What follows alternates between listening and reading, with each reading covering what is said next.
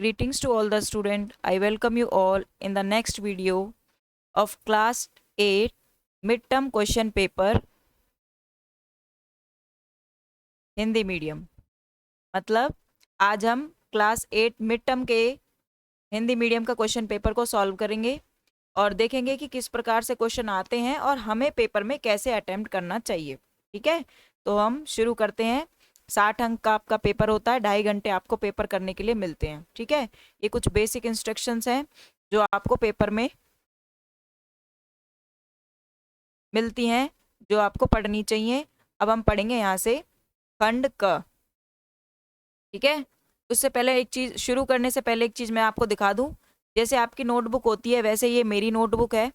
ठीक है, आप देख सकते हैं यहाँ पर मैंने सेक्शन ए लिख दिया है, या आप क्योंकि हिंदी वाले हैं तो यहाँ आप खंड क भी लिख सकते हैं। ठीक है, और इसी तरीके से यहाँ खंड ख लिखा जाएगा। मैंने इंग्लिश में लिख दिया पर उससे कोई फर्क नहीं पड़ता।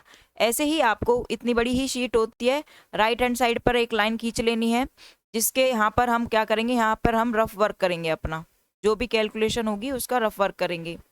फर्स्ट क्वेश्चन के हमने 12 पार्ट हमें एमसीक्यू सॉल्व करने होते हैं, वो लिख लिए हैं, और सेक्शन भी हम यहाँ बाद में सॉल्व करेंगे। ठीक है, तो बिना देरी किए शुरू करते हैं। पढ़ें। पहला क्वेश्चन जो है एक बहुविकल्पीय प्रकार के प्रश्न है, जहां पर 1 से लेकर 12 तक के क्वेश्चन है, जिसमें हर एक क्वेश्चन 1 अंक का है और उसको हमें सॉल्व करना है। शुरू करते हैं। ठीक है, सबसे पहला क्वेश्चन, पहले क्वेश्चन का पहला पार्ट, सबसे बड़ी 1 अंक की पूर्ण घन संख्या। सबसे बड़ी पूर्ण घन संख्या कौन सी होती है? पूर्ण घन संख्या किसको कहते हैं? जैसे 1 का घन करो तो 1 आता है, 2 का घन करो तो 8 आता है, 3 का घन करो तो 27 आता है। तो उसने बोला 1 अंक की, 1 अंक की सबसे बड़ी कौन है? 8। तो 1 तो हो गई 8, इसकी गुणा किससे करनी है? कि गुणा करनी है के साथ सबसे छोटी 3 अंकों की संख्या। कौन सी संख्या? पूर्ण वर्ग संख्या। सबसे छोटी 3 अंकों की पूर्ण वर्ग संख्या कौन सी है? अब हमें पता होना चाहिए भाई पूर्ण वर्ग संख्या क्या होती है। देखो 1 का वर्ग 1 होता है, 2 का वर्ग 4 होता है, 3 का वर्ग क्या होता है? बोलो, 9। इसी तरीके से आपको वो ढूंढनी है जो 3 अंकों की बनाती है। तो 10 का कितना होता है? 100 होता कि नहीं होता? सबसे छोटी यही होती है। तो 8 की गुणा किससे करनी है? इससे। का गुणनफल क्या है ये पूछा है, यानी इन दोनों की गुणा करके पूछा है आपसे। तो क्या होगा? 800 होगा कि नहीं होगा? ठीक है, तो आंसर हो गया ऑप्शन नंबर ए। तो हम अपनी नोटबुक में आंसर लिखेंगे यहाँ ऑप्शन नंबर ए। देखो मेरी बात सुनो, बहुत बच्चे ये गलती करते हैं। आप क्या करते हो? ऑप्शन लिख देते हो, साथ साथ 800 भी लिख देते हो। ये बिल्कुल गलत तरीका है। इस तरीके से कोई भी बच्चा नहीं लिखेगा, जैसे मैं सिखा रही हूँ बिल्कुल ऐसे लिखना है। ओनली आपको ऑप्शन लिखने हैं। कोई भी बच्चा पूरा पूरा आंसर नहीं लिखेगा, और ना ही कोई ऐसे लिख कर जाएगा कि मान लो तुमने ए भी नहीं लिखा और यहाँ आंसर लिख दिया 800।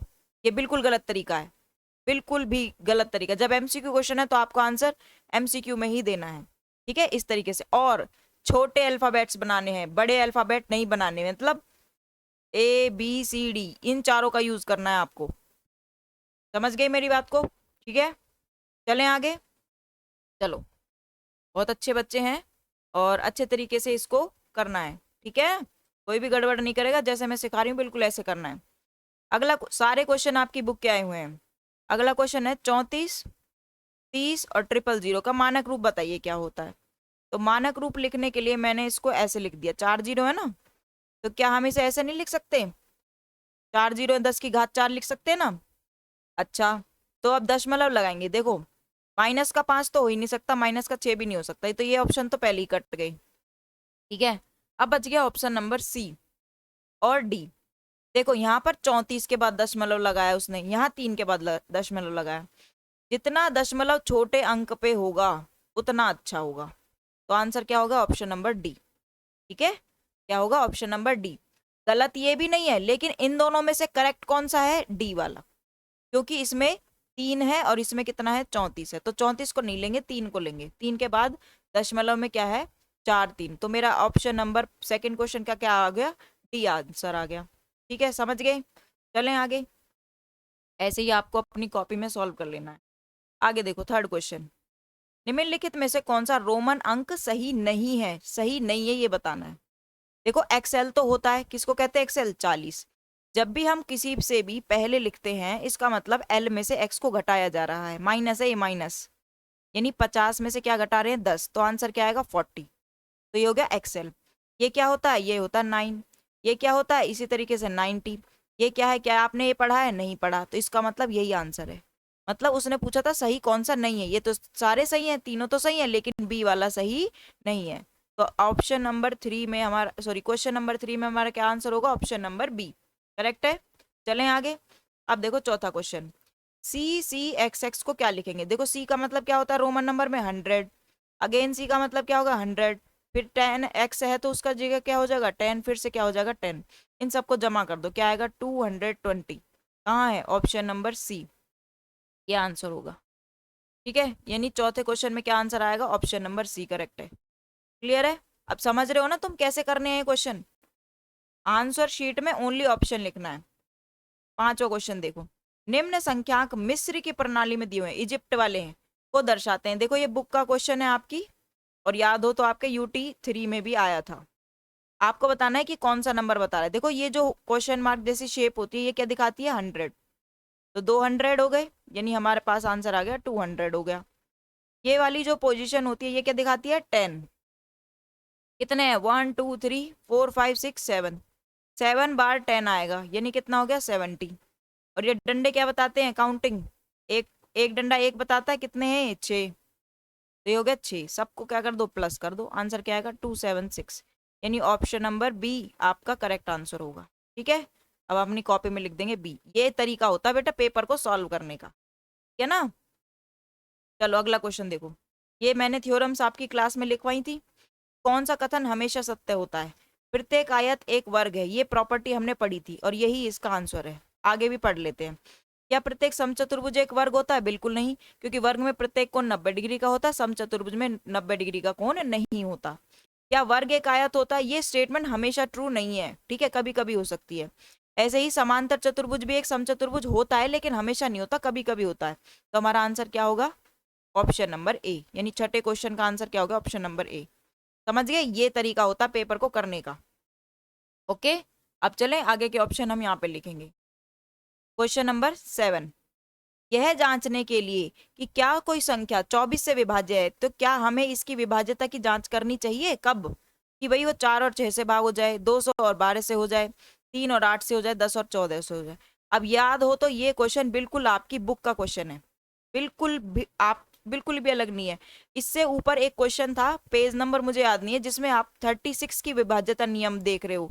36 में विभाज्यता में क्या कर रहे हैं, 9 से कर रहे हैं और 4 से कर रहे हैं। ठीक है, उसके बाद 24 भी था जिसमें 4 और 6 ऑप्शन में था और उसका आंसर था नहीं। ठीक है, इसका मतलब ये तो नहीं हो सकता, 12 और 2 भी नहीं हो सकता, ये तो कतई भी नहीं हो सकता, क्योंकि इनको जोड़कर 24 आ रहा है, गुना होके नहीं। आंसर क्या होगा, ऑप्शन नंबर सी होगा। यानी आपकी बुक की एक एक लाइन इंपॉर्टेंट है।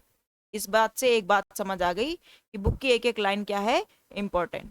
समझ गए, अच्छे से मन लगाकर पढ़ना है आपने। क्वेश्चन नंबर 8 देखो, 99 की घात 2 माइनस 1 का मान क्या है। देखो इसमें फॉर्मूला लगेगा, 99 की घात 2 1 की घात 2, हमने फॉर्मूला पढ़ा है, ए स्क्वायर माइनस बी स्क्वायर का फॉर्मूला क्या होता है, ए माइनस बी और ए प्लस बी। ठीक है, अच्छा इसमें फॉर्मूला लगा दो, 99 माइनस 1 और 99 प्लस 1।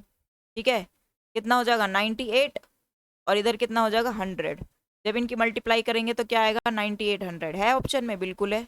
हमारा ऑप्शन क्या हो जाएगा, बी करेक्ट आंसर हो जाएगा। यानी 8 क्वेश्चन में कौन सा आंसर होगा, ऑप्शन नंबर बी। ठीक है, आई होप सारे बच्चों को ये समझ आ रहा होगा। अगर आपको कुछ भी समझ नहीं आ रहा है तो आप वीडियो को पीछे जाइए और करिए, और फिर यहाँ पर सॉल्व करना है।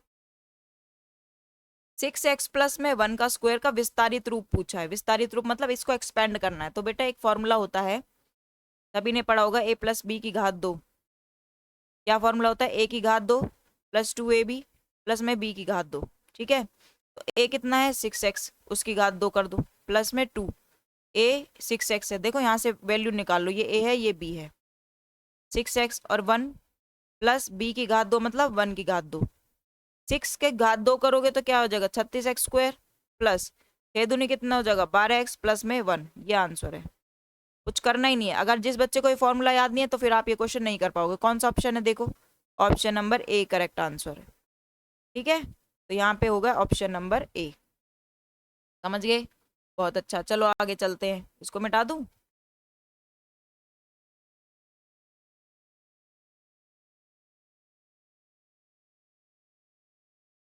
चलो आगे देखो। 10th question, u plus v का स्क्वायर और u माइनस वी स्क्वायर का मान क्या होता है? ठीक है, तो सबसे पहले हम इसको लिख लेते हैं। u प्लस वी का square minus u minus v का स्क्वायर। देखो ये वाला फॉर्मूला देखो, ये प्लस का स्क्वायर है, ऐसी माइनस वाले में यहाँ माइनस आ जाता है। वही फॉर्मूला यहाँ खोल के रख दो, ये हो जाएगा you square plus 2uv plus में वी स्क्वायर। ठीक है, minus u square minus 2uv plus में वी स्क्वायर। ठीक है, अब क्या करेंगे, माइनस को अंदर ले जाएंगे, ये हो जाएगा यू स्क्वायर प्लस में 2uv प्लस में v square minus u square, minus minus क्या हो जाएगा, ये वाला माइनस कैसा हो जाएगा, प्लस 2uv माइनस में वी स्क्वायर। अंदर के निशान बदल जाते हैं जब माइनस अंदर जाता है तो। ठीक है, देखो प्लस का यू स्क्वायर है, माइनस का यू स्क्वायर कैंसिल, प्लस का वी स्क्वायर है, माइनस का वी स्क्वायर कैंसिल, ये प्लस का 2uv है, ये भी प्लस का 2uv, दोनों की जमा हो जाएगी, क्या आएगा आंसर, प्लस का 4uv। ठीक है, कहाँ है, ये रहा ऑप्शन नंबर बी। ठीक है, तो यानी 10th क्वेश्चन में क्या आंसर आएगा, ऑप्शन नंबर बी आंसर आएगा। ठीक है, चलें आगे। ये लास्ट वाले चैप्टर से क्वेश्चन, सॉरी चैप्टर 6 से क्वेश्चन है ये देखो, कौन सा समानुपात में है? समानुपात में होने के लिए एक नियम होता है कि ए रेशियो बी समानुपात सी रेशियो डी। ठीक है, अब इसमें नियम क्या होता है जी, ए की गुना डी से करें और सी की गुना बी से करें तो दो कैसा आना चाहिए, आंसर बराबर आना चाहिए, ये होता है। तो इन सब में तुम, ये भी आपकी बुक का क्वेश्चन है, इन सब में जब तुम सॉल्यूशन करोगे तो 7 की गुना 7 से करोगे तो 49 आएगा, 12 की गुना 12 से करोगे तो क्या आएगा, 144। तो क्या ये दोनों बराबर हैं? कतई भी नहीं, तो ये तो हो नहीं सकता, ये हो गया गलत। ऐसे ही इन सब की मल्टीप्लाई करके देखोगे, बाहर बाहर वालों की गुना होती है, अंदर अंदर वालों की गुना होती है, ये भी नहीं होगा, ये भी नहीं होगा। ऑप्शन डी आपका करेक्ट आंसर होगा। कैसे, चेक कर लेते हैं। 4 की गुना 21 से करो, 21 की गुना 4 से करोगे क्या आएगा, 84, और 12 की गुना 7 से करो तो भी क्या आएगा, 84। तो दोनों में आ रहा है ना 84 84, इसीलिए इसका आंसर क्या होगा, ऑप्शन नंबर डी। ठीक है, option number D correct answer होगा। अब देखो आगे, लास्ट क्वेश्चन। ये फॉर्मूला है, आपको एज इट इज याद करना है, आपकी बुक में ही दिया हुआ है ये, कि फ़ारेनहाइट और सेल्सियस के मध्य तापमान रूपांतरण का सूत्र बताइए। तो सूत्र आपको डायरेक्ट आपको पेपर में दिया हुआ है, वो ही आपको याद करना है, बुक में लिखा हुआ है। ठीक है, तो option number C correct answer है, बिल्कुल ऐसा ही क्वेश्चन पेपर आएगा। ठीक है, तो कोई गड़बड़ नहीं है। तो अभी तक हम सेक्शन ए अपना कंप्लीट कर चुके हैं, देख लो कितना सुंदर लग रहा है। ठीक है, आपको भी अपनी कॉपी में, जब आप फेयर कॉपी में, या कह सकते हैं कॉपी तो क्या कहेंगे, जो आपकी आंसर शीट होगी, अपनी आंसर शीट में ऐसे ही आपने आंसर लिखने हैं। ठीक है बेटा, चलें सेक्शन बी पर। तो यहाँ पर हम सेक्शन बी को ऊपर कर देते हैं, और यहाँ से भी सेक्शन बी या खंड कै तो कर लिया, खे। तो क्या क्वेश्चन है कि 2 से लेकर 7 तक वस्तुनिष्ठ प्रश्न है, जिसमें प्रत्येक प्रश्न 2 अंक का है। क्वेश्चन नंबर 2, 1684 का घनमूल ज्ञात कीजिए। ये क्वेश्चन मिस प्रिंट है, यहाँ 684 नहीं आएगा, 648 आएगा। ठीक है, चलें सॉल्व करते हैं। यहाँ लिखेंगे, हम पढ़ रहे हैं क्वेश्चन नंबर 2।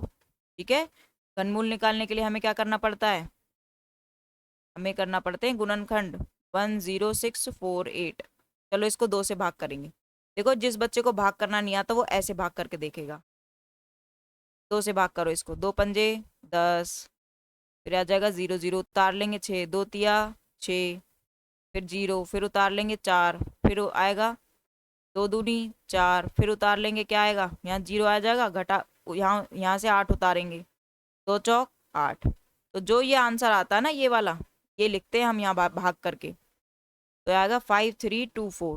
ठीक है, विभाज्यता नियम से देख लेंगे। अभी इसका इकाई का अंक 4 है, अगर इसका इकाई का अंक 4 है तो ये 2 से भाग हो जाएगा, बिल्कुल हो जाएगा। अब ऐसे ही वापस से क्या करना है तुम्हें, 2 से भाग करके देखना है, किसको, 5324 को, और जब तक भाग करना, जब तक ये भाग होता चला जाएगा, होता चला जाएगा। ठीक है, समझ गए ना? दोबारा करके दिखाऊं, देखो 2 दूनी 4, बच गया 1, फिर उतार लेंगे 3, 2 छिक 12, फिर बच गया 1, फिर उतार लेंगे कितना 2, अगेन 2 चिक 12, फिर उतार ये 0 0 हो जाएगा घटाओ के, फिर उतारेंगे 4, तो 2 दूनी 4। ठीक है, तो आंसर क्या आएगा 2662। फिर 2 से भाग करेंगे, 2 एकम 2, 2 तिया 6, 2 तिया 6, 2 एकम 2। अब ये किससे भाग जाएगा 1331, ये जाएगा 11 से भाग। तो विभाज्यता नियम सिखाए थे क्लास में, ठीक है, चैप्टर 5 के अंदर, तो वो सारे याद होने चाहिए आपको। ये थोड़ा ना रफ वर्क है ये, मैंने ऐसे ही इधर कर दिया तुम्हें समझाने के लिए। तो अगर तुम करते हो तो पेंसिल से करना, या फिर करना ही मत, ये राइट साइड में करना। इससे जब भाग करोगे तो 121 पे जाएगा, फिर 11 से भाग करोगे तो 11 पे जाएगा, और ये जाएगा ये। ठीक है, इतना लिखने के बाद आपको यहाँ लिखना है 10648 के हम गुणनखंड कर दिए, तो आ गया जी 2 गुना 2 गुना 2, 11 गुना 11 गुना 11। हमें क्या करना है घनमूल निकालना है, तो ये हो जाएगा घनमूल। घनमूल निकालते तो कैसे करते, 3 3 का जोड़ा बनाते, तो 2 2 का जोड़ा बन गया, इधर 11 11 का जोड़ा बन गया, क्या बनेगा 2 गुना में 11, आंसर क्या आएगा 22। यानी कि इसका घनमूल कितना था 22 था, यही आपका आंसर है। इस तरीके से सुंदर तरीके से लिखोगे तो पूरे 2 नंबर मिलेंगे। अगला क्वेश्चन देखो, 561.093 को विस्तारित रूप में लिखिए। मैंने क्लास में विस्तारित रूप में लिखना अच्छे से सिखाया था, ठीक है, मैंने क्लास में अच्छे से सिखाया था विस्तारित रूप में लिखना। यहाँ लिखेंगे क्वेश्चन नंबर 3, ठीक है, विस्तारित रूप लिखना है हमें, क्या करना है विस्तारित रूप। तो ये क्या लिखना है 561.093 को लिखना है। तो देखो इसको कैसे लिख सकते हैं, पहली बात तो ये इकाई पे है, ये दहाई पे है, सैकड़ा पे। ध्यान रहे कोई यहाँ से इकाई दहाई सैकड़ा नहीं गिनेगा, ये बिल्कुल भी गलत हो जाएगा। ये दशमलव के पीछे जो है वो बटे वाली संख्याएं होती हैं। अभी देखो तुम्हें समझ आएगा। 5 जो है वो सैकड़ा पे, यानी 5 गुना में 100 लिख सकते हैं। 6 जो है दहाई पे है, 6 गुना 10 लिख सकते हैं। 1 गुना 1 लिख सकते हैं। तो इकाई, इकाई, दहाई और सैकड़ा। फिर आएगा 0, 0 की गुणा किससे होगी 1/10 से। 9 की गुणा किससे होगी 1/100 से। और 3 की गुणा किससे होगी 1/1000 से। याद आया कुछ, ठीक है, क्लास में पढ़ा था नहीं, बस इतना ही लिखना है और ये आपका फाइनल आंसर है। इसी को लिखने के आपको देखो पूरे 2 नंबर मिलेंगे। कितना आसान क्वेश्चन है। अब हम करेंगे क्वेश्चन नंबर 4, पढ़ लेते हैं पहले क्या है। क्वेश्चन नंबर 4, यदि एक समद्विबाहु समलंब के, ध्यान रहे क्या पूछा है समद्विबाहु समलंब, ये चैप्टर 4 का क्वेश्चन है और ये आपको बुक में एज इट इज पढ़ाया था कि शेष कोणों का पता लगाइए यदि इसके एक आधार का कोण कितना है 100। ये बुक का क्वेश्चन है बिल्कुल सेम। इसके एक आधार का क्वेश्चन कितना है 100, सॉरी एंगल कितना है 100 डिग्री। तो आपको बताना है बाकी के एंगल कितने होंगे। क्वेश्चन क्या है, ये आपका समलंब है। कौन सा समलंब है समद्विबाहु।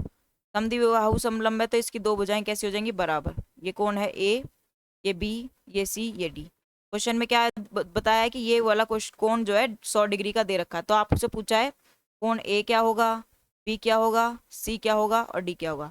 तो आपने नियम पढ़ा है कि समद्विबाहु समलंब में ये कोण आपस में बराबर होते हैं। डी सी के बराबर होता है, ए जो है वो बी के बराबर होता है, ठीक है। तो डी सी के बराबर है तो सी भी कितना हो जाएगा 100 हो जाएगा। जो हमें डी ऑलरेडी दे रखा है तो 100, ये भी कितना हो जाएगा 100, ठीक है। अब आपसे पूछा है कि बताइए ए और बी कितना है। तो आपको एक नियम पढ़ाया था कि जो ट्रांसवर्स तिर्यक रेखा होती है उसके साइड में कोण जो बनते हैं इस तरीके से, ऐसे बने या ऐसे बने, ये दोनों कोणों का जोड़कर कितना आता है हमेशा 180 डिग्री। कैसे कोण है ये आसन्न कोण है। कैसे कोण है, हाँ जी शाबाश, आसन्न कोण। और आसन्न कोणों का योग कितना होता है 180। तो ए और डी कैसे कोण है आसन्न कोण है, यहाँ ब्रैकेट में लिख देंगे कैसे कोण है ये आसन्न कोण। और आसन्न कोणों का योग कितना होता है 180। तो ए तो हमें निकालना है, डी हमें दे रखा है 100, 180, ये प्लस का 100 है, इधर जाएगा तो कैसा 100 हो जाएगा माइनस का 100 हो जाएगा। ए का मान कितना आएगा 80, ठीक है, ए का मान हो गया। अगर ए का मान 80 है तो बी का भी कितना होगा 80, ठीक है, सिंपल क्वेश्चन है। तो बी का भी क्वेश्चन क्या, बी का भी मान कितना हो जाएगा 80 डी। बस ये करना था। बुक का क्वेश्चन है, इजी क्वेश्चन है, कोई दिक्कत नहीं है ना। अगर आपने बुक अच्छे से पढ़ी है तो आप बहुत अच्छे से पेपर कर पाएंगे। पांचवा क्वेश्चन देखिए, अथवा के दो क्वेश्चन है इसमें, तो हम पहले दोनों करेंगे, मैं तो दोनों ही सिखाऊंगी, ठीक है। ये कौन से चैप्टर का क्वेश्चन है, चैप्टर नंबर 5 का क्वेश्चन है। चार, ये आइए पता लगाएंगे, पहला पहला ही क्वेश्चन है अगर आपको याद होगा तो। चार क्रमागत प्राकृत संख्याएं हैं, उनको ज्ञात करना है जिनका योग 34 हो। क्रमागत प्राकृतिक संख्याएं जिनका योग 34 हो, किस किस को जोड़कर 34 आता है, तो मैंने क्लास में पढ़ाया था, देखो 7, लिख लो। पेपर जितना सुंदर अटेम्प्ट करते हैं उतने अच्छे मार्क्स आते हैं, ठीक है। यहाँ लिखेंगे क्रमागत संख्याएं कौन कौन सी होंगी, 7, 8, 9 और 10। जोड़कर देख लो, 7 जमा 8 जमा 9 जमा 10, जब जमा करोगे तो क्या आएगा, 34, ठीक है। आपको दोनों में से कोई एक करना होगा, लेकिन मैं तो टीचर हूँ, पढ़ा रही हूँ, इसलिए अथवा वाला क्वेश्चन भी करा देती हूँ। देखो पढ़ो क्या है, यदि ये भी आपकी बुक का क्वेश्चन है, यदि 31Z5 9 का गुणज है, तो बताइए Z क्या एक अंक हो सकता है या Z का एक मान क्या होगा। तो मैंने 9 का जब विभाज्यता नियम पढ़ाया था तो क्या बताया था, ये क्वेश्चन है, पहली बात तो ये है, ठीक है। अगर ये 9 से भाग होगा, 9 का गुणज है, क्या है, 9 का गुणज, अगर ये 9 का गुणज है तो इसके सभी अंकों का योग क्या होना चाहिए, 9 से भाग हो जाना चाहिए, ठीक है, यही बताया था, ठीक है। जोड़ दो सबको, क्या आएगा, 5 और 3 8 और 1 9। जेड की जमा तो किसी में हो ही नहीं सकती, इसलिए 9 + Z आ गए। अब तुम बताओ 9 से भाग होने के लिए जेड का मान क्या होना चाहिए, है ना, 9 के पहाड़े में आना चाहिए। 9 का पहाड़ा लिखेंगे तो 9 दूनी या तो 18 आए या 27 आए या फिर 9 आए, और 9 कब आ सकता है, जब जेड का मान क्या हो जाए, 0 हो जाए, क्या हो जाए, जेड का मान 0। तो हम क्या लिखेंगे, 9 + 0 से क्या हो जाएगा, 9 आ जाएगा, और 9 तो 9 के पहाड़े में आता ही है, इसका मतलब ये पूरा पूरा भाग हो जाएगा। तो आंसर क्या लिखेंगे, जेड का मान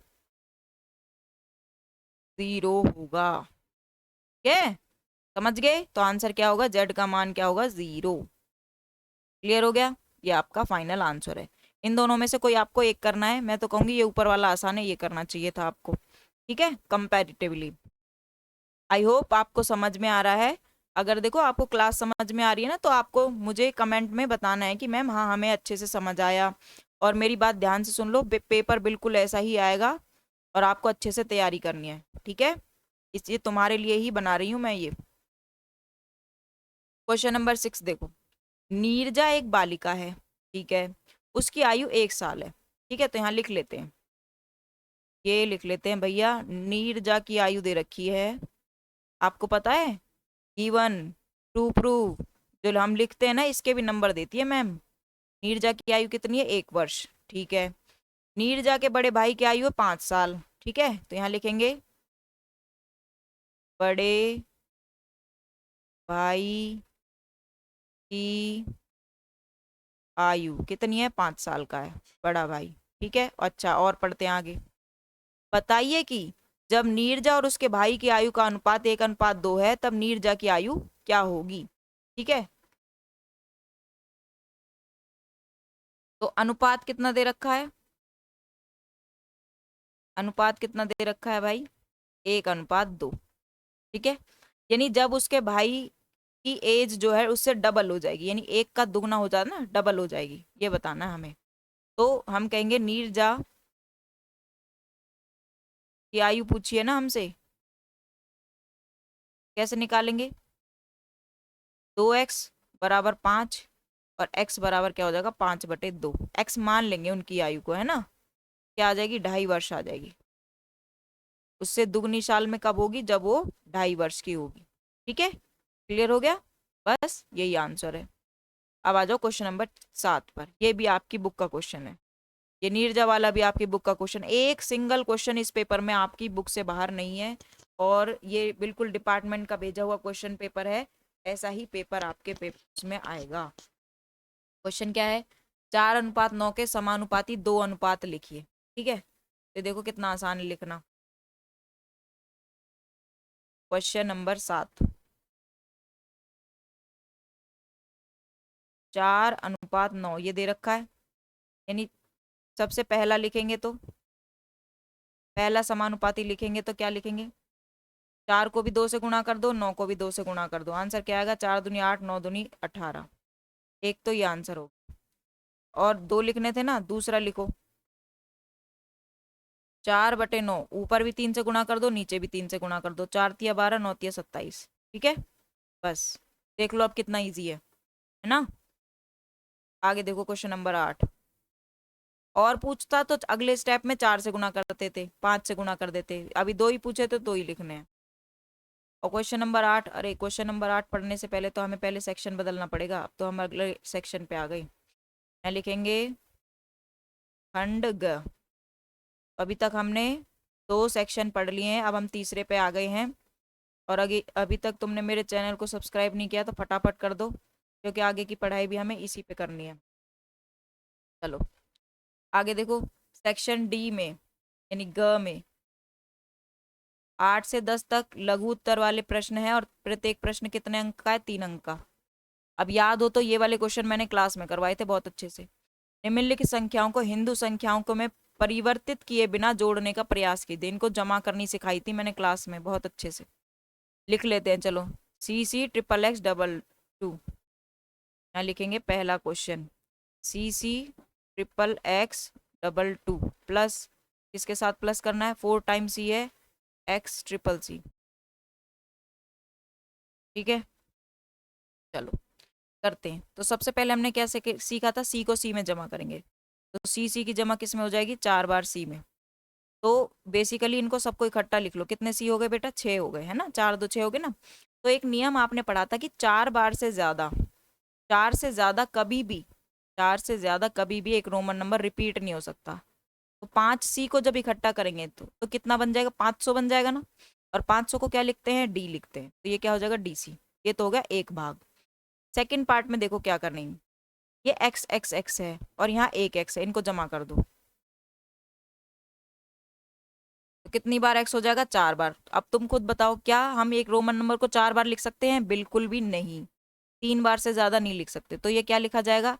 कितना बन गया है? 40। और 40 को हम क्या लिख सकते हैं? XL। ठीक है, अब डंडे गिनो कितने हैं। 2 तो पहले में है, 3 बाद वाले में। कितने हो गए? 5। 5 को हम क्या लिख सकते हैं? V। तो फाइनल आंसर क्या होगा हमारा? यहाँ लिखेंगे आंसर क्या होगा हमारा? DCXLV। ये आपका फाइनल आंसर हो। ठीक है, समझ आ गया? ये बिल्कुल बुक का क्वेश्चन है। अगर आपको समझ नहीं आया है तो फिर से वापस करो वीडियो को और फिर से देखो। ठीक है बेटा, चलें आगे। अब देखो question number second, L XXX 7। Second part, L XXX 7 plus, ऐसे घटा करने के लिए भी आ सकते हैं। ठीक है, तो आपको तैयार रहना है। बुक में आपने घटा करनी सीखी थी इनकी। अब इनमें इसमें भी कैसे जमा करेंगे? पहले L को L से जमा करो। 50 50 होते हैं L का मतलब, यानी क्या होगा? 100। 100 को क्या लिखते हैं? C। 100। एक तो ये हो गया। फिर ये आएगा XXX और XX। कितने X हो गए? 5 X हो गए हैं। ठीक है, क्या हम 5 X एक साथ लिख सकते हैं? नो। तो इनको अच्छे से फटाफट कंपेयर करो। तो ये वाले जो 5 X है इनको हम क्या लिख सकते हैं? L लिख सकते हैं ना। 50 हो गए थे ना ये। ठीक है, आगे क्या बच गया? V plus V। Same same वाले नंबर को सेम सेम में ऐड करना है। तो V और V यानी 5 और 5 कितने हो गए? 10। X हो गया। 2 डंडे इधर, 3 इधर, ये क्या होगा? 5। तो आपका फाइनल आंसर क्या हो जाएगा? CL X और V। CL X और V, ये आपका फाइनल आंसर होगा। ठीक है, समझ आ गया? बहुत अच्छे से, वेरी गुड। ऐसे तो समझदार हो तुम लोग। ठीक है, 9th क्वेश्चन देखो। समचतुर्भुज ABCD का एक कोण 50 डिग्री है। ये भी आपकी बुक का क्वेश्चन। आप तो सोच रहे होगे कि मैम आप तो सर सभी क्वेश्चंस में कह रही हो कि ये बुक का क्वेश्चन है, बुक का क्वेश्चन है, बट ये सच में बुक के क्वेश्चंस हैं। समचतुर्भुज के शेष गुणों का माप ज्ञात कीजिए, प्रयोग किए हुए गुण भी लिखिए। ये इंपॉर्टेंट चीज है, गुण भी लिखना है। गुण लिखने के नंबर मिलेंगे, खाली मार्क्स दिए दे दिए तो पूरे नंबर नहीं देगा कोई भी टीचर। ठीक है, तो हम यहाँ पढ़ रहे हैं क्वेश्चन नंबर 9। एक सुंदर सा समचतुर्भुज बना लेते हैं। ठीक है, चलो यहाँ नाम दे देते हैं। ये A है, B है, C है और D है। समचतुर्भुज की क्या पहचान होती है? इसकी चारों भुजाएं क्या होती हैं? बराबर। क्वेश्चन में क्या लिखा है कि एक कोण 50 डिग्री का है। अच्छा अब बताओ, एक कोण 50 डिग्री का है, तुम खुद पहले हम फिगर के हिसाब से सॉल्व करते हैं। तो देखो सम्मुख कोण कैसे होते हैं? बराबर। तो बी भी कितना हो जाएगा? 50। ठीक है, आसन्न कोणों का योग कितना होता है 180। अब बताओ ये 50 है, 50 में क्या जोड़ू कि 180 हो जाए? सोचो सोचो सोचो। 130, वेरी गुड। अच्छा अब ए 130 है तो सी भी क्या होगा 130। लो तुमने तो बैठे बैठे ही सॉल्व कर दिया इसको, हो ना तुम होशियार। चलो अब इसको लिख कर सॉल्व करते हैं, क्योंकि नंबर तो हमें मैडम लिख कर देगी। तो गिवन क्या दिया हुआ है कि भाई एक एंगल मान लेते हैं डी एंगल 50 डिग्री का है, तो हम कहेंगे कि एंगल डी बराबर है एंगल बी के। क्यों? क्योंकि ये सम्मुख कोण है। कैसे कोण है? सम्मुख कोण। रीजन देना है आपको, और फिर इसी वजह से एंगल बी भी कितना हो जाएगा 50 हो जाएगा। ठीक है, चलो एक बात हो गई। आगे एंगल ए जमा में एंगल डी बराबर कितना होगा 180। ये कैसे कोण है? आसन्न कोण। कैसे कोण है ये? आसन्न कोण। डबल न है ये बेटा। ठीक है, यानी ए का मान कितना है ये तो हमें निकालना है जी। डी का मान कितना है 50, ये है 180। ये प्लस का 50 है, जब ये राइट हैंड साइड पे जाएगा तो कैसा 50 हो जाएगा? माइनस का। तो ए का मान कितना आएगा 130। अगर ए का मान 130 है तो सी का भी कितना होगा 130। क्यों? क्योंकि ये दोनों भी कैसे कोण है? सम्मुख कोण। कैसे कोण है ये दोनों? सम्मुख कोण। तो यहाँ लिखेंगे एंगल सी का मान भी कितना हो गया 130 हो गया। ठीक है, निकल गए तीनों एंगल्स। ये तो हमने लिखा दिए एंगल। अभी हमें गुण भी तो लिखने हैं, है ना। कौन कौन से गुणों का यूज किया हमने? यहाँ लिखेंगे गुण, या पूरा लिखो समांतर समचतुर्भुज के गुण। जो यूज करें सिर्फ वो लिखने हैं। एक तो हमने सम्मुख कोणों का यूज किया है, और कौन सा यूज किया है? आसन्न कोणों का। पहला गुण ये मैंने तुम्हें क्लास में भी याद करवाए थे। सम्मुख कोण बराबर होते हैं। ठीक है, किसके? समचतुर्भुज के। दूसरी प्रॉपर्टी क्या है? आसन्न कोणों का योग, आसन्न कोणों का योग 180 डिग्री होता है। ठीक है, तुम्हारे साथ पेपर सॉल्व करते ऐसी फीलिंग आ रही मुझे जैसे जब मैं पढ़ाई करती थी तो मैं भी ऐसे ही पेपर हल करती थी। ठीक है, तो इस चीज का आपको ध्यान रखना है। पढ़ोगे तो सब अच्छे से होता है, ऐसी कोई बात नहीं है। हमने भी शुरू में हमें भी नहीं आता था, लेकिन हम भी सीख गए। अब देखो ये अथवा का क्वेश्चन है, अब तो तुम्हें याद आ गया होगा, ये भी मैंने क्लास में करवाया था। PAIR और RODS दो आयत हैं, IOD का माप ज्ञात कीजिए। इसको मैं यहीं सॉल्व करवाऊंगी क्योंकि मुझे फिगर की जरूरत है इस क्वेश्चन को सॉल्व करने के लिए। ठीक है, मैं थोड़ा इसको जूम कर देती हूँ और तुम्हें दिखाती हूँ ध्यान से कैसे करना है। देखो मेरी बात सुनो, दोनों कैसे? आयत, और आयत में प्रत्येक कोण कैसे डिग्री का होता है? 90 डिग्री का होता है। ठीक है, तो ये देखो ये वाली फिगर को देखो, ROI, इस वाले त्रिभुज को देखो। तो PAIR में से ये कितने का है? कितने का है? 90 डिग्री का। कितने का है ये? 90 डिग्री का। ठीक है, समझे मेरे बात को?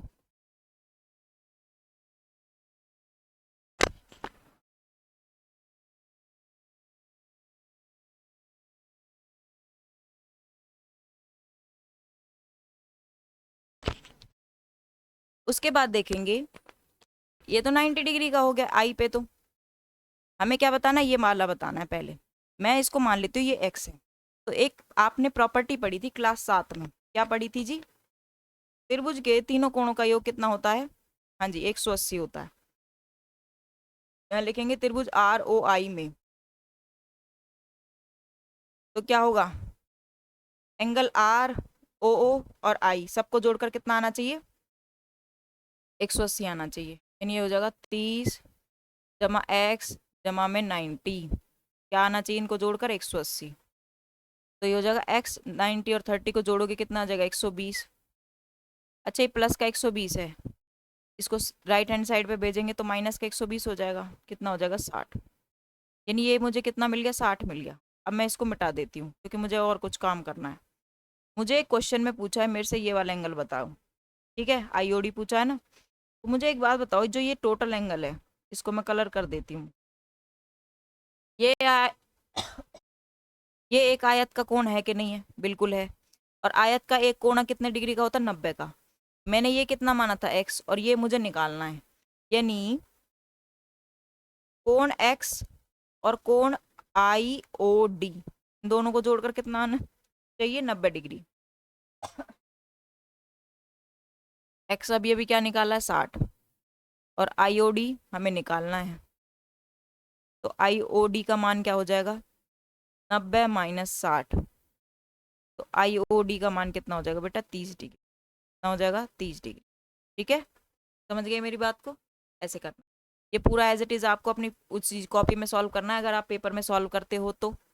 ये डायग्राम था यहाँ पर, इसलिए मैंने ऐसे ही बना दिया। और अगर पेपर में कोई चित्र आता है, कोई डायग्राम आता है, तो वो आपको आंसर शीट में बनाना होता है। ठीक है, समझ गए, चले आगे। क्वेश्चन नंबर 10 पढ़े। तो यहाँ से हम पढ़ेंगे अब आगे क्वेश्चन नंबर 10। ठीक है, लिख लेते हैं। क्वेश्चन 10 पहला भाग क्या है, p plus P Q minus 3q square की मल्टीप्लाई करनी है 4 प्लस क्यू से। यहाँ लिखेंगे p प्लस में पी क्यू माइनस में 3q स्क्वायर मल्टीप्लाई करेंगे 4 प्लस क्यू से। यही है ना, एक बार मैच कर लेते हैं। बिल्कुल यही है। चलो, करना क्या है, एक एक करके मल्टीप्लाई करते जाएंगे, सबकी मल्टीप्लाई होगी। जैसे मान लो स्कूल में तुम्हारे को क्या होता है, कोई चीज़ मिलती है खाने की, है ना, सबको बारी बारी से डिस्ट्रीब्यूशन होता है ना, तो हम भी यहाँ भी बारी बारी से डिस्ट्रीब्यूशन करेंगे। पहले p की मल्टीप्लाई करेंगे किससे, 4 प्लस क्यू से। ब्रैकेट का मतलब यहाँ मल्टीप्लाई है, ये बेटा। तो इस पूरे 4 प्लस क्यू से पहले p की मल्टीप्लाई होगी, फिर प्लस वाले पी क्यू से मल्टीप्लाई होगी, किसकी, 4 प्लस क्यू की। ठीक है, फिर माइनस का 3q स्क्वायर बच गया, फिर इससे मल्टीप्लाई होगी। ठीक है, यहाँ तक समझ आ गया सबको। चलो, अब इनके अंदर मल्टीप्लाई करेंगे, ब्रैकेट ब्रैकेट हटाना ही हमारा काम है। तो 4 की मल्टीप्लाई p से करोगे क्या बन जाएगा, 4p। p की मल्टीप्लाई q से करोगे क्या बन जाएगा, pq। ठीक है, प्लस 4 की मल्टीप्लाई pq से करोगे तो क्या हो जाएगा, 4pq। ठीक है, और अभी हमें क्या करना है, pq की मल्टीप्लाई किससे करनी है, q से। ये मैंने अलग अलग क्यों लिखा अभी बताती हूँ। माइनस अंदर जाएगा तो 3q स्क्वायर की मल्टीप्लाई हो जाएगी 4 से, और प्लस की मल्टीप्लाई माइनस से होगी तो आंसर आएगा माइनस। तो ये हो जाएगा 3q square multiply by q। ठीक है, चलो, ये हो गया 4p plus P Q, plus में 4pq। अब देखो, ये वाला q और ये वाला q, दोनों q इकट्ठे हो जाएंगे, कितने q बन गए, q की घात क्या हो जाएगी, 2। ठीक है, माइनस ये वाली संख्या है और ये वाली संख्या मल्टीप्लाई होगी तो क्या बन जाएगा, 12। तो ये हो जाएगा 12q स्क्वायर माइनस 3।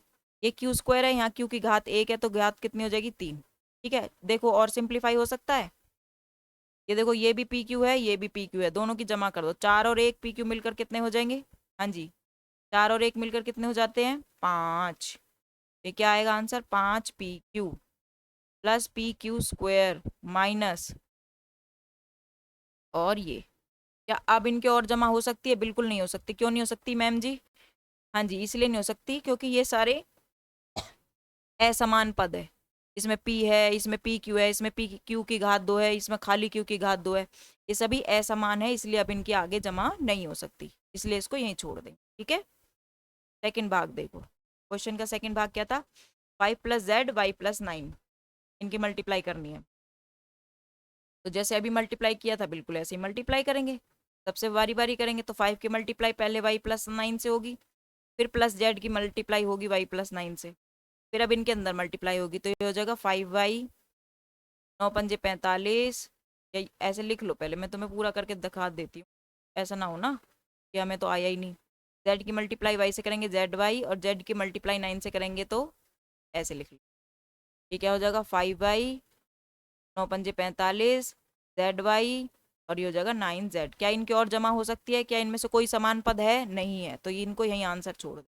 ठीक है, इजी।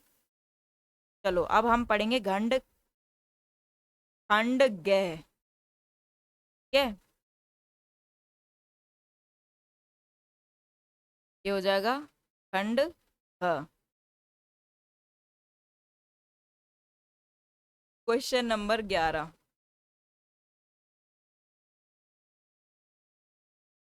अब 5 नंबर वाले क्वेश्चन है। ठीक है, चलो पहला क्वेश्चन पढ़ो। इसके दो भाग हैं। पहला क्वेश्चन, ये आपकी बुक का क्वेश्चन है, वह छोटी से छोटी संख्या ज्ञात कीजिए, चैप्टर 1 में से आया हुआ है, जिसे 9408 को गुणा करने पर पूर्ण वर्ग प्राप्त हो जाए, प्राप्त गुणनफल का वर्गमूल भी ज्ञात कीजिए। ठीक है, चलो पहला भाग सॉल्व करेंगे। तो हमें ऐसी संख्या लिखानी निकालनी है कि भाई जिससे 9408 को भाग करें और क्या हो जाए, वो पूर्ण भागफल हो जाए। गुणा करें, सॉरी भाग नहीं, गुणा करें। तो यहाँ 2 से भाग करो। वही जिसको भाग करना नहीं आता वो ऐसे भाग करके देखेगा, मैंने आपको पहले ही समझा दिया।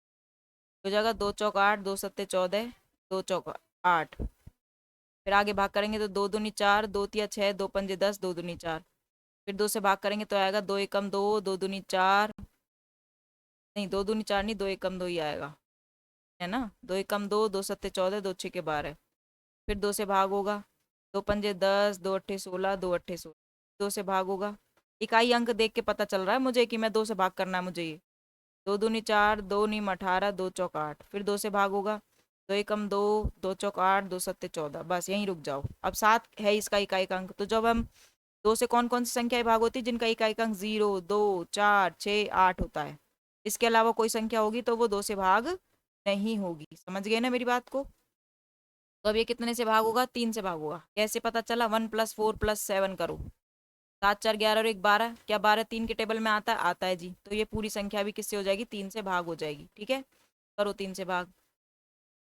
3 चौक 12, 3 नाम 27। अब 49 किसके टेबल में आता है, 7 की में।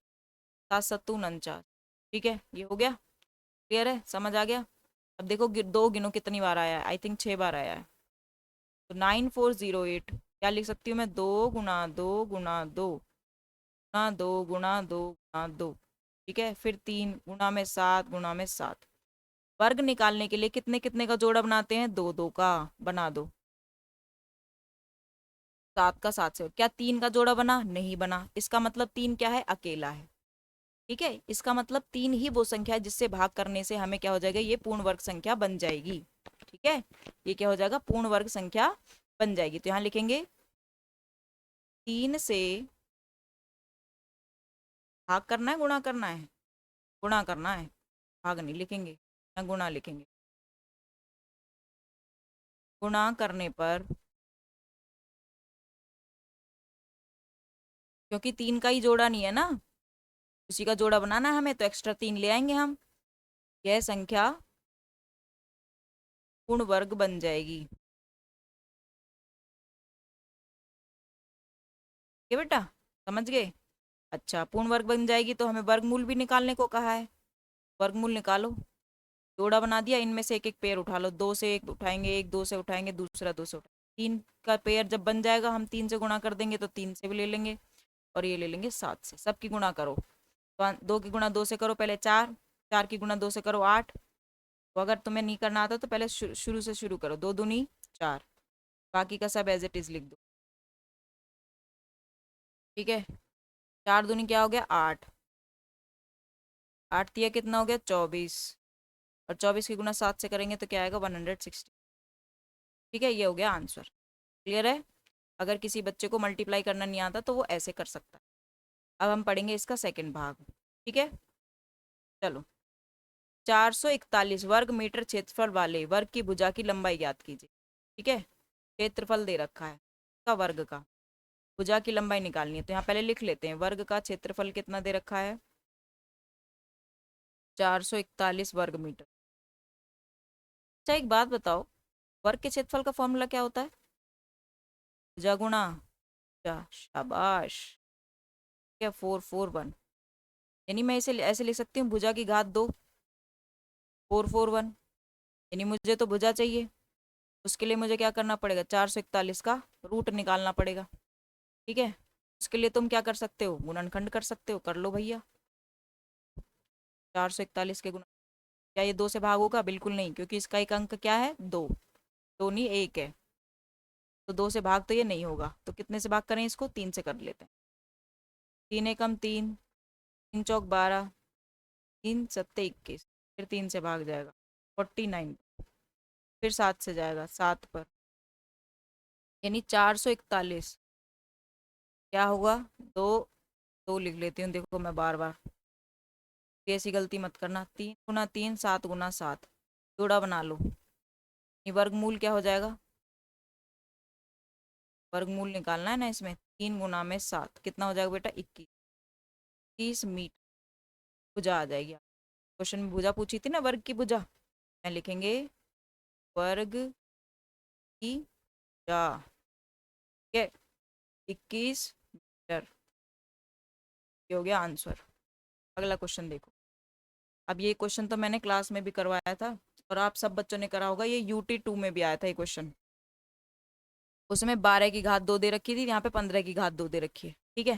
चलें सॉल्व करें, ये तो आसान क्वेश्चन है, इसका मतलब ये वाले क्वेश्चन पेपर में आ सकते हैं, ठीक है। चलो पहला क्वेश्चन देखो। पहला क्वेश्चन लिखने से पहले पहले ये देखो क्वेश्चन में गिवन क्या है। क्वेश्चन में गिवन है जी 15 की घात 2 करने पर आंसर आएगा 225। पहला क्वेश्चन बताओ, यदि 1.5 की घात 2 करें तो क्या होगा। अच्छा एक बात बताओ, अगर मैं इसका दशमलव हटा दूं तो मैं इसे बटे में 10 नहीं लिख सकती हूँ ना। अच्छा, बटे में 10 लिखने का मतलब क्या है भाई, मुझे इसको 2 बार लिखना पड़ेगा। अच्छा जी, अगर मुझे इसे 2 बार लिखना पड़ेगा या आप ऐसे भी कर सकते हो। कैसे कर सकते हैं जी, अभी बताते हैं। 15 की घात 2 अलग हो गई, 10 की घात 2 अलग हो गई। 15 की घात 2 क्वेश्चन में दे रखा है 225, और 10 की घात 2 कितना होता है 100। अब दशमलव लगा दो, 100 में कितने जीरो हैं 2, और 2 अंक के बाद दशमलव लगा देंगे, तब 2.25 आंसर हो। आसान है। सेकंड क्वेश्चन देखो, 0.15 क्या है, 0.15 की घात 2, ये कितना हो जाएगा 15 बटे में क्या आएगा 100, उसकी घात कितनी हो जाएगी 2, ठीक है। यानी 15 की घात 2 तो क्या होता है 225, 100 की घात 2 क्या हो जाएगा 10,000, क्या हो जाएगा 10,000। अब दशमलव लगा दो, 10,000 में कितने जीरो 4, तो 4 अंक गिनकर दशमलव लगा देंगे। 225 में तो 3 ही अंक है, एक जीरो लगा देंगे तो ये हो जाएगा आंसर, ठीक है। अब देखो दशमलव के बाद 4 अंक है ना, 1 2 3 4, ठीक है। चलें आगे, क्वेश्चन नंबर 3। आगे देखो, ठीक है पार्ट, 0.015, 0.015, दशमलव के बाद कितने अंक है 1 2 3। अच्छा इसका मतलब बटे में क्या आएगा 1000, 3 जीरो आएंगी, 3 थे ना दशमलव के बाद अंक, तो 3 जीरो आएंगी। 15 की घात 2 क्या होगा 225, और 1000 की घात 2 है तो कितनी जीरो हो जाएंगी 3 की डबल, यानी 6 जीरो हो जाएंगी। आंसर में क्या लिखेंगे 225। 225 में तो 3 ही अंक है, हमें तो 6 अंक बनाने, जीरो लगा दो, इसके आगे जीरो लगा सकते हैं, पीछे नहीं लगानी है। जीरो जीरो हो गए 6, यहाँ दशमलव लगा दो, यहाँ जीरो हो गए, 1 2 3 4 5 6, ये हो गया, बस यही आंसर है, ठीक है। आगे देखो, चौथा क्वेश्चन, 150 की घात 2, अब ये मल्टीप्लाई में आ गया है, डिवाइड में नहीं है, अब किस में आ गया है मल्टीप्लाई में। तो क्या मैं इसे 15 गुना में 10 नहीं लिख सकती, लिख सकते हैं ना। अब इसका मतलब क्या है भाई, 15 एक अलग की घात हो जाएगी 2, और 10 की घात 2 अलग। 15 की घात 2 तो क्वेश्चन में दे रखा था 225, 10 की घात 2 100 होता है, बस इसकी गुणा कर देंगे। अब पीछे जीरो लगेगा, दशमलव कब लगता है जब भाग करते हैं।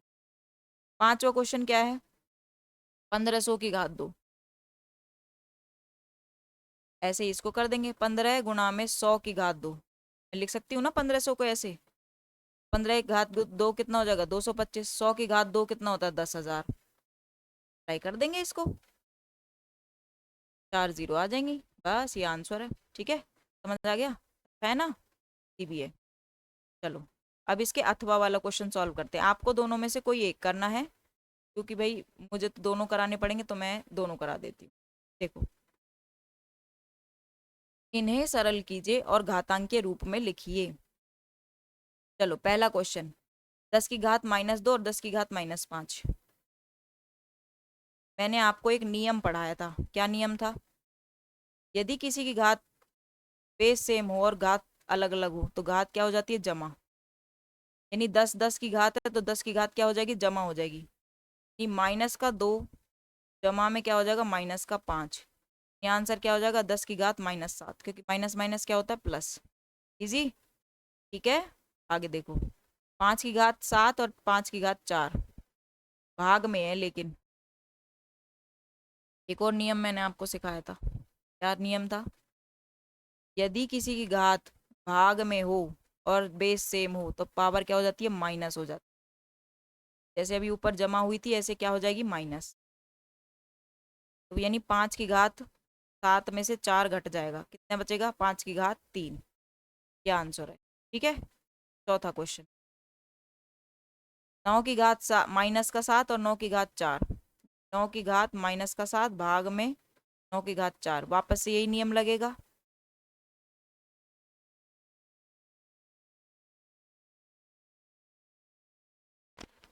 ये -का 7 पहले से था, और ये क्वेश्चन आंसर का माइनस, और ये -का 4, तो ये माइनस माइनस प्लस होता है, तो 7 4 क्या आ जाएगा? 11। यही आंसर है। ठीक है। पांचों क्वेश्चन देखो। पांचवा नहीं, चौथा आएगा। 13 की घात -2, उसकी घात -3। हाँ, मैंने गलत लिख दिया है।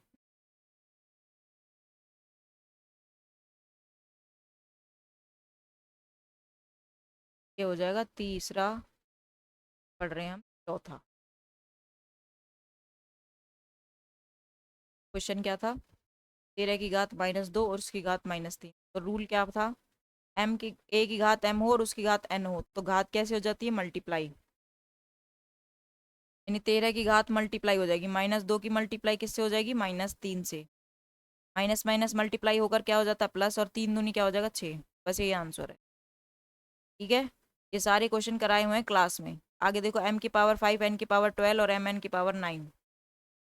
m की पावर 5, n की पावर 12 और mn की पावर 9।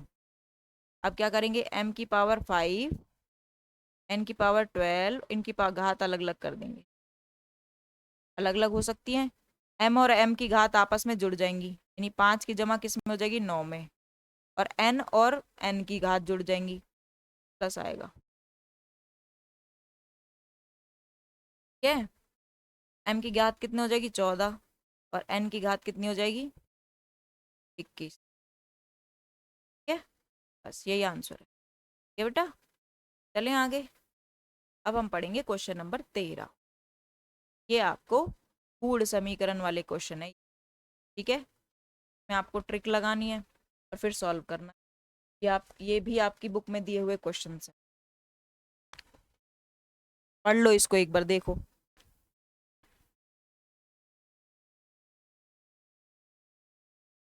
तो हिट एंड ट्रायल मेथड से सॉल्व करते हैं, मतलब कि देखते हैं कि भाई कौन सा इसमें फिट बैठ सकता है।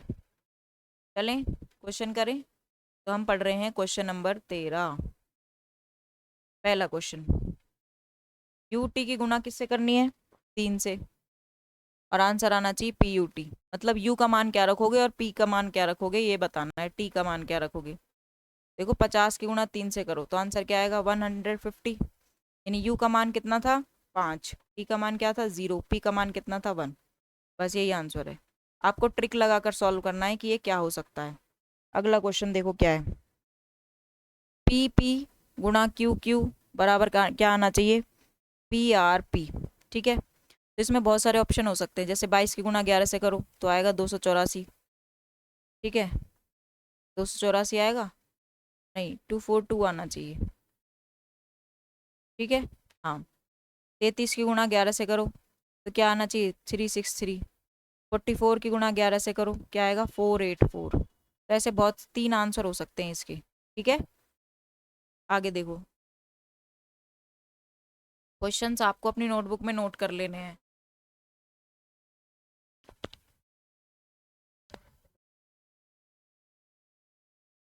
तीसरा क्वेश्चन क्या था? L2n गुणा में 2 2np।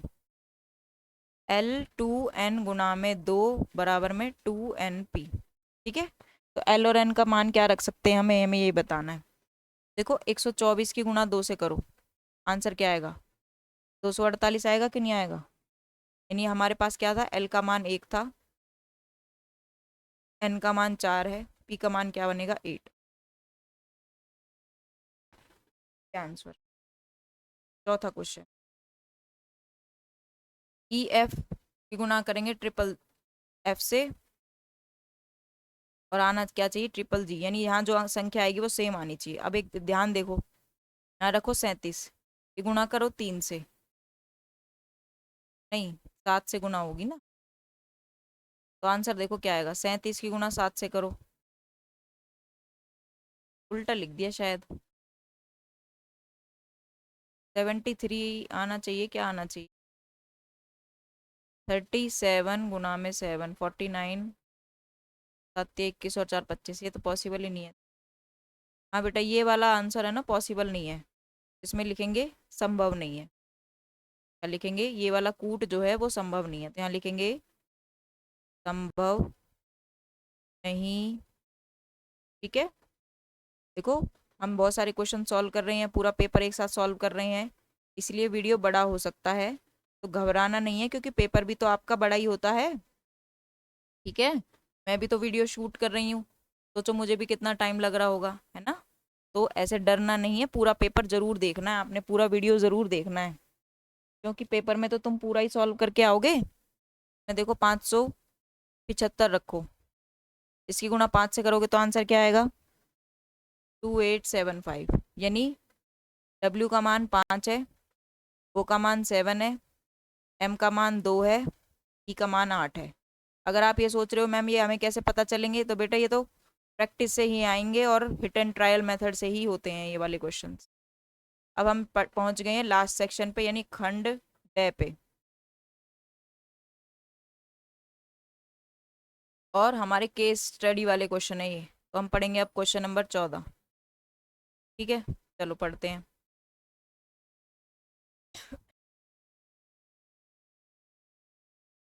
14 क्वेश्चन कहता है कि रिया और आरव एक स्कूली प्रदर्शनी के लिए एक सजावटी पतंग बनाते हैं। पतंग बनाई है उन्होंने। पतंग एक चतुर्भुज के आकार में होती है, ये तो हमने पढ़ा था, जिसकी आसन्न भुजाएं समान लंबाई की होती है, मतलब ए बराबर ये और ये बराबर ये। ठीक है, इसके अलावा वे देखते हैं कि विकर्ण भी समकोण पर प्रतिच्छेद करते हैं, मतलब यहाँ पर भी क्या होता है, 90 डिग्री का कोण बनता है। उपयुक्त जानकारी के आधार पर हमारे निम्न क्वेश्चन के उत्तर दीजिए। ठीक है, ये क्वेश्चन में दिया हुआ है।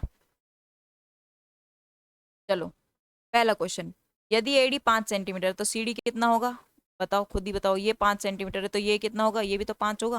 वैसे यहाँ आंसर लिखेंगे। क्वेश्चन नंबर 1, एडी दे रखा है 5 सेंटीमीटर, और हम कह रहे हैं कि एडी बराबर सीडी होगा, तो सीडी भी कितना हो जाएगा? 5 सेंटीमीटर। बस ये हो गया आंसर। ठीक है, अपने आंसर को ऐसे तुमने देखा होगा, मैंने सारे क्वेश्चंस को डब्बे में बंद किया है, क्योंकि मेरी आदत बन चुकी है, तुम्हें भी ऐसे दिखाना है कि ये आंसर है जी हमारा, टीचर को अलग से दिखना चाहिए ये आंसर है। सेकंड क्वेश्चन, सिद्ध कीजिए कि विकर्ण बीडी, कहाँ है विकर्ण बीडी? ये रहा। कौन एबीसी और कौन एडीसी को समद्विभाजित करता है? कहाँ है कौन एबीसी और एडीसी? चलो मैं तुम्हें दिखाती हूँ। कौन एबीसी, यानी हमसे कहा गया है कि ये वाला कोण इस वाले कोण के बराबर है, ये वाला कोण इस वाले कोण के बराबर है। अब हम क्या करेंगे, इसका सर्वांग समता से सिद्ध। ठीक है, तो हम त्रिभुज उठा लेंगे, कौन सा? एक तो ये वाला त्रिभुज और दूसरा ये वाला त्रिभुज, ए बी डी और A C D, A B D और सी बी डी। यहाँ लिखेंगे त्रिभुज ए बी डी तथा त्रिभुज सी बी डी। ठीक है, यहाँ बना दो त्रिभुज, है में आसानी रहेगी पढ़ने में।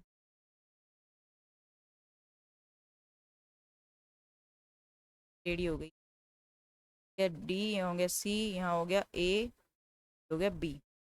मैंने क्या कर दिया है, मैंने ये वाली लाइन को लिया। ठीक है, ये वाली भुजा इसके बराबर है, ये वाली भुजा इसके बराबर है। देखो सर्वांग समता कैसे दिखाते हैं, दो त्रिभुज हो गए, ये त्रिभुज नंबर 1 है, ये त्रिभुज नंबर 2 है। ठीक है, इनमें से सबसे पहले जो जो बराबर दे रखा है ना वो लिख लेते हैं। तो ए डी बराबर सी डी है, ये क्वेश्चन में दे रखा है, इसको लिखेंगे दिया है, दिया हुआ है ये हमें। और क्या दे रखा है जी? ए बी बराबर सी बी है, ये भी क्वेश्चन में दे रखा है। ठीक है, और क्या है? बी डी, एक पहले त्रिभुज में भी है बी डी, दूसरे त्रिभुज में भी है। ये कैसी भुजा है? ये उभयनिष्ठ भुजा है। उभयनिष्ठ का मतलब होता है कॉमन, दोनों में आ रही है। ठीक है, देखो साइड साइड साइड, तीनों भुजाएं बराबर हैं। जब भी किसी त्रिभुज में तीन चीजें बराबर होती है, चाहे वो एंगल हो चाहे भुजाएं हो, तो वो त्रिभुज कैसी होती है? सर्वांग सम होती है। यहाँ लिखेंगे एस एस एस, यानी भुजा भुजा भुजा नियम द्वारा ये त्रिभुज कैसे हो जाएंगे बेटा? सर्वांग सम हो जाएंगे। 7वीं क्लास में पढ़े होंगे तुमने ये सर्वांग समता के नियम, याद हो तो। सर्वांग सम हो जाएंगे किससे? सी बी डी से।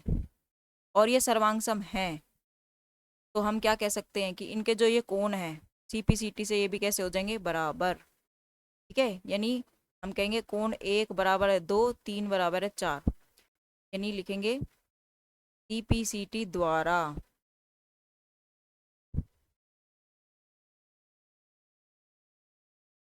त्रिभुजों के नाम मिटा दो तुम, क्योंकि इनकी जरूरत नहीं है, ये तो मैं समझाने के लिए लिखा था मैंने।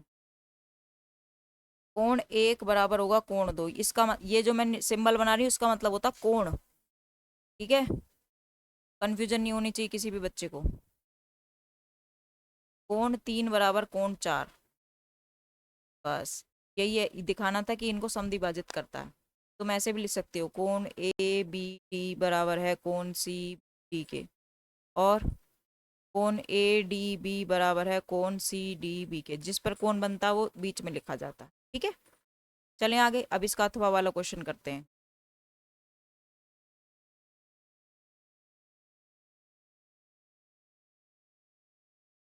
सिद्ध कीजिए कि विकर्ण BD AC को समद्विभाजित करता है।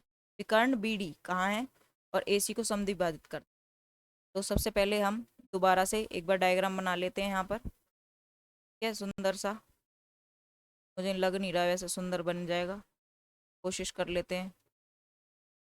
ये है विकर्ण BD और ये AC को समद्विभाजित कर रहा है, ये बताना हमें, या O है या D है या B है, A है ये C है। क्वेश्चन पता है क्या है, इस वाली भुजा के सर्वांग सॉरी बराबर है, ये हमें ये दिखाना है। इस बार हम ये वाले दोनों त्रिभुज उठाएंगे, ये छोटा वाला और ये वाला, ठीक है। मैं लिखेंगे त्रिभुज AOD तथा त्रिभुज COD में क्या है, ये वाली भुजा इस वाली भुजा के बराबर दे रखी थी, है ना, और ये वाला कोण हमने बराबर निकाला था, OD कॉमन हो जाएगा। चलो लिखो AD बराबर CD, ये तो दिया है, ठीक है। अच्छा अभी अभी आपने बताया कि कोण ADO पर प्रूफ किया था ना अभी, तीन कोण 3 और 4, ये वाले जो कोण है, लिख देती हूँ, अरे पूरी लाइन में रुको एक मिनट, कोण 3 और कोण 4 आपस में बराबर है, अभी प्रूफ किया था ना, तो वही है ये, ठीक है। तो CDO बराबर होंगे, और OD देखो ये कैसे हैं, उभयनिष्ठ है, उभयनिष्ठ, उभयनिष्ठ का मतलब कॉमन, तो ये दो तो साइड बराबर है और एक है एंगल बराबर, तो कौन सा नियम बनेगा, SAS नियम द्वारा ये दोनों त्रिभुज कैसे हो जाएंगे, सर्वांग सम हो जाएंगे। त्रिभुज AOD ये सर्वांग समता का निशान होता है बेटा, ये जो होता है ना सर्वांग समता का निशान होता है, ठीक है। सर्वांग सम हो जाएगा किससे, त्रिभुज COD से। अगर सर्वांग सम है तो CPCT द्वारा क्या हो जाएगा, CPCT द्वारा क्या हो जाएगा, त्रिभुज AO, भुजा जो है AO बराबर हो जाएगी किसके, CO के, ये तो हमें दिखाना था, भुजा AO बराबर CO हो जाएगी। अतः विकर्ण BD AC को समद्विभाजित करता है।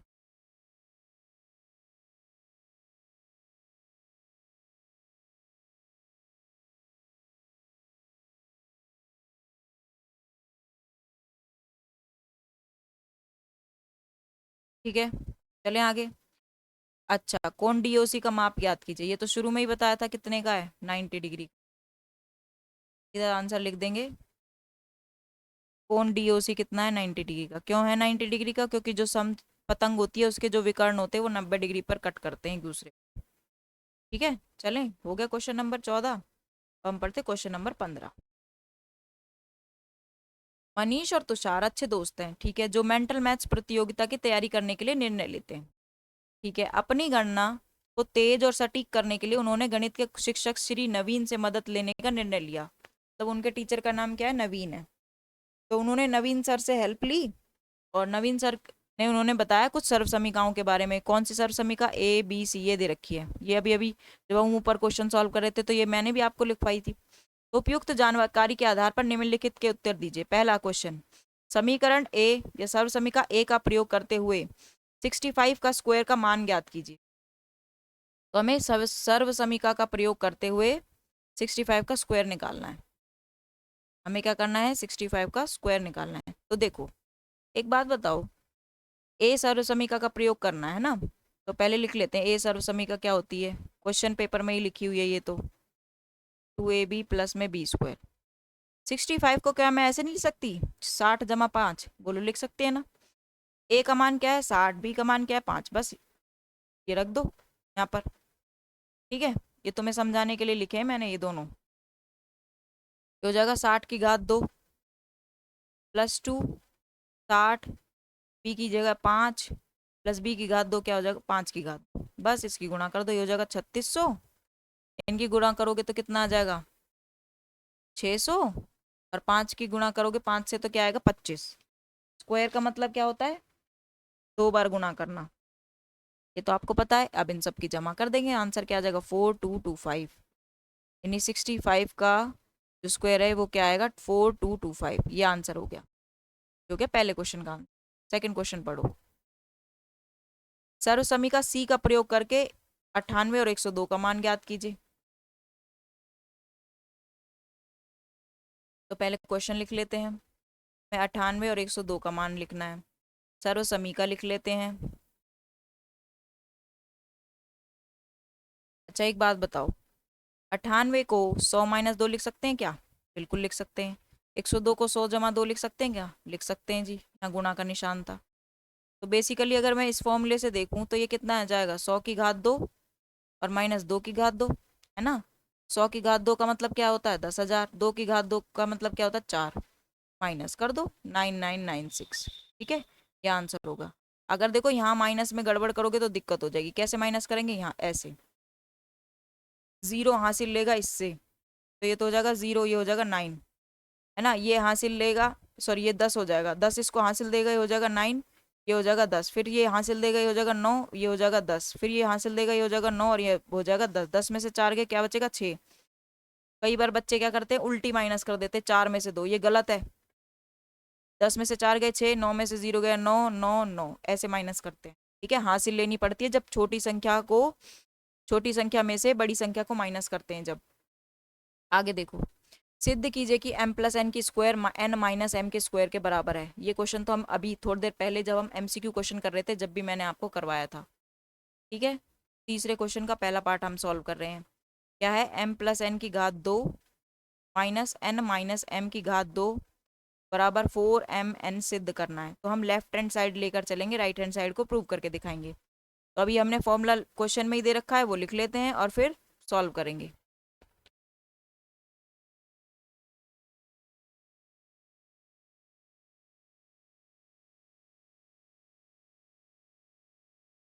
ये सारे फॉर्मूलाज मैं लिख रही हूँ। ठीक है, अब इसमें वैल्यू पुट कर दो।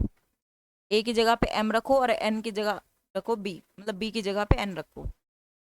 तो क्या हो जाएगा m की घात 2 +2mn प्लस n की घात 2 ब्रैकेट माइनस n की घात 2 -2mn प्लस m की घात 2। अब इस माइनस को अंदर भेज दो, ब्रैकेट हटा दो। जब भी माइनस अंदर जाता है तो माइनस के अंदर के निशान बदल जाते हैं, ध्यान रखेंगे। तो माइनस का क्या हो जाएगा प्लस, और प्लस का क्या हो जाएगा माइनस। ठीक है, ये प्लस का m स्क्वायर है, ये माइनस का m स्क्वायर, कैंसिल। प्लस का n स्क्वायर माइनस का n स्क्वायर, कैंसिल। ये प्लस का 2mn बचा, इधर से 2mn बचा, दोनों की जमा करो कितना आ जाएगा 4mn आ जाएगा कि नहीं। बस यही तो प्रूव करना था, राइट हैंड साइड के बराबर। ठीक है, चलें आगे। अगला क्वेश्चन देखो, लास्ट क्वेश्चन है इसी का, अथवा वाला बी पार्ट। सर्वसमीका ए ये दे रखी है, का प्रयोग करते हुए 197 का मान ज्ञात कीजिए, क्या होगा। हम पढ़ रहे हैं अथवा वाला क्वेश्चन, विभाग। समीकरण सर्वसमीका क्या लिख, नहीं पहले क्वेश्चन लिखो।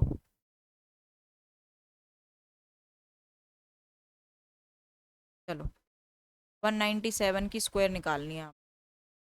सर्वसमीका क्या दे रखी है ये।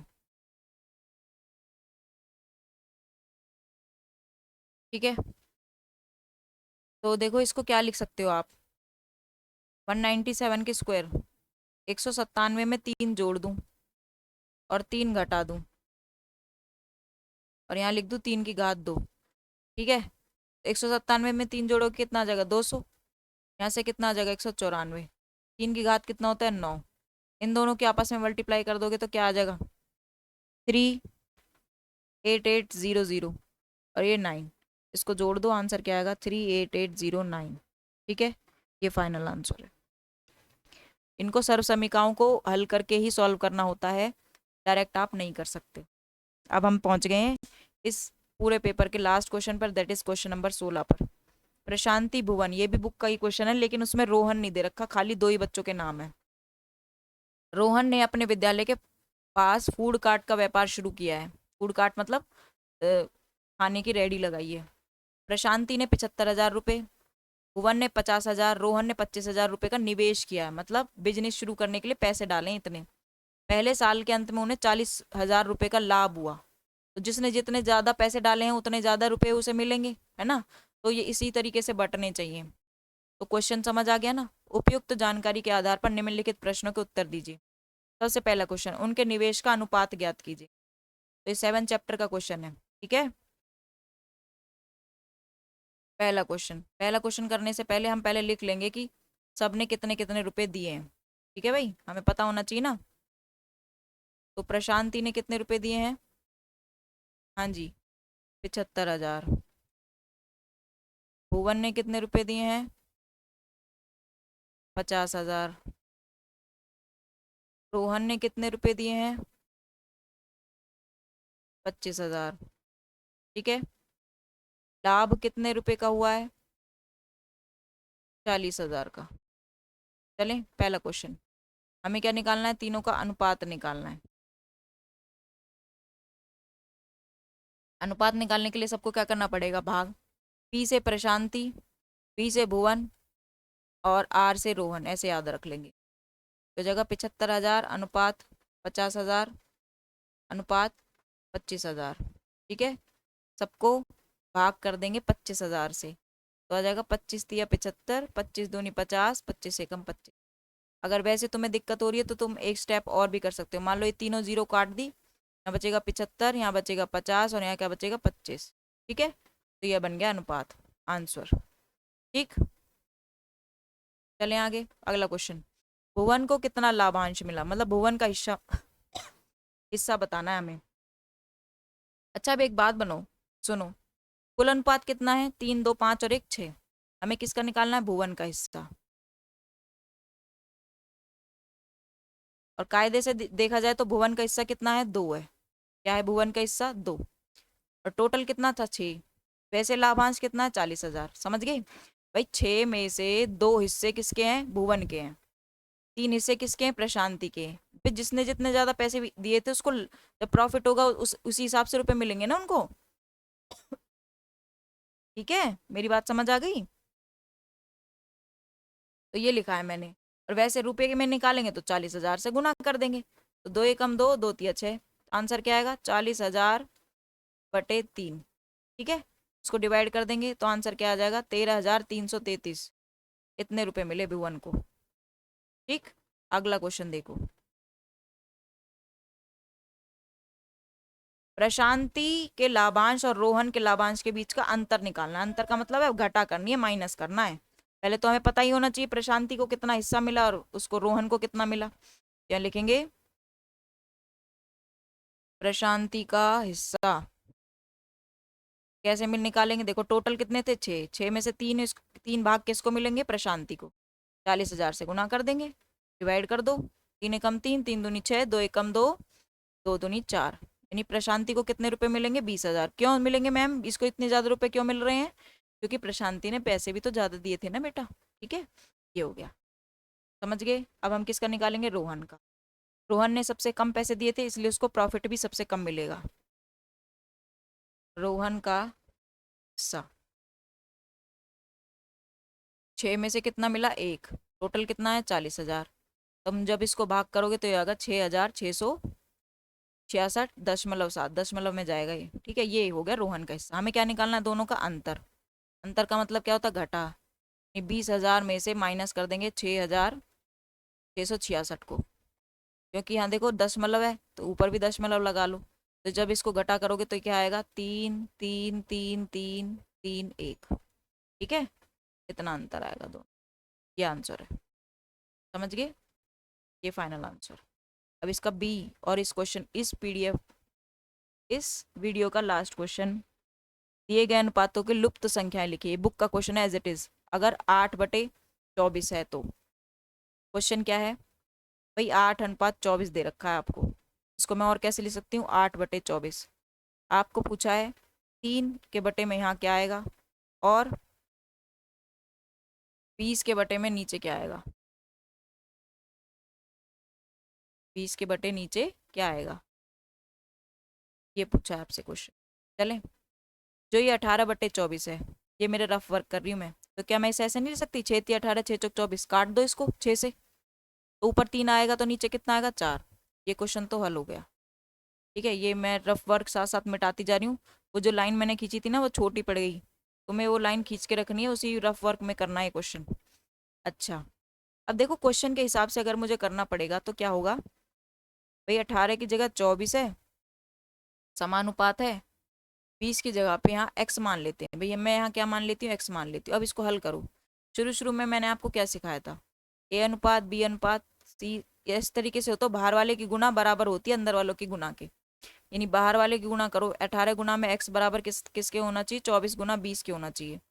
x का मान क्या आ जाएगा, 24 गुना में 20 बटे में 18, काट दो, देखो 6×18, 6×4 = 24, ये क्या हो जाएगा, 4 की गुना 20 से करोगे तो क्या आएगा, 80, और ये आएगा 3 बटे में, और भाग कर दोगे तो क्या आएगा, 26.67। तो x की जगह पे यहाँ पर क्या लिख सकते हैं हम, यहाँ पर आएगा 80/3, ये आपका फाइनल आंसर। ठीक है, तो अब देखो शुरू से देखो, ये मेरी आंसर शीट हो गई। कोई भी टीचर कैसे मना कर सकता है कि आपको फुल मार्क्स नहीं मिलेंगे। शुरू से देखो, बिल्कुल शुरू से देखो, ये हमने सेक्शन ए लिखा था, फिर बी किया था, फिर चौथा पांचवा क्वेश्चन सी को, इसमें देखो कितना सुंदर तरीके से हमने पेपर किया है। आपको भी ऐसे ही करना है। ठीक है, हमने गुण लिखे थे, जो जो पूछा था सारे क्वेश्चंस में किए थे। आंसर शीट बिल्कुल ऐसी ही होनी चाहिए। बच्चों को पता ही नहीं कि हमें पेपर कैसे करना है, ये मैंने आपको सिखाया है आज। जो अथवा वाले क्वेश्चन है मैंने दोनों करवाए हैं ताकि आप अच्छे से समझ सको। आपको एक ही करना है पेपर में। ठीक है, और खासकर ध्यान जो रखना है आपको, देखो केस स्टडी क्वेश्चंस को कितने सुंदर से, जहाँ डायग्राम है वहां मैंने डायग्राम बना दिया। ठीक है, तो ये तो मैंने घटा करके दिखाई थी, ये तो आपको करना नहीं है, बस खाली ऐसे ही करना है, देख लो अच्छे से, है ना। बस ये था। सबसे ज्यादा ध्यान आपको इस चीज का रखना है कि एमसीक्यू क्वेश्चन में ABCD लिखनी है, पूरा पूरा आंसर नहीं लिखना। ठीक है, इस बात का खास ध्यान रखना है आपको। और अब इस वीडियो के अंत में मैं बस इतना ही कहना चाहूँगी, अगर आपने पूरा वीडियो अच्छे से देखा है तो ऑल द बेस्ट। इसका मतलब आप पूरी अपनी पढ़ाई अच्छे से करना चाहते हो। Thank you so much. Channel पर अगर नए हो तो सब्सक्राइब कर देना, अपने दोस्तों के साथ शेयर कर देना, और कोई भी परेशानी हो, वीडियो अच्छा लगा हो तो मुझे कमेंट करके ज़रूर बताना। ठीक है, ताकि ऐसे ही सैम्पल पेपर्स मैं आपको तैयार करवा सकूं, सॉल्यूशन करवा सकूं, ताकि आपको पता रहे कैसे पढ़ाई करनी है और पेपर कैसे हल करते हैं। मेरी तरफ से सबको मिड टर्म के लिए all the very best. Thank you so much. मिलेंगे नेक्स्ट वीडियो में।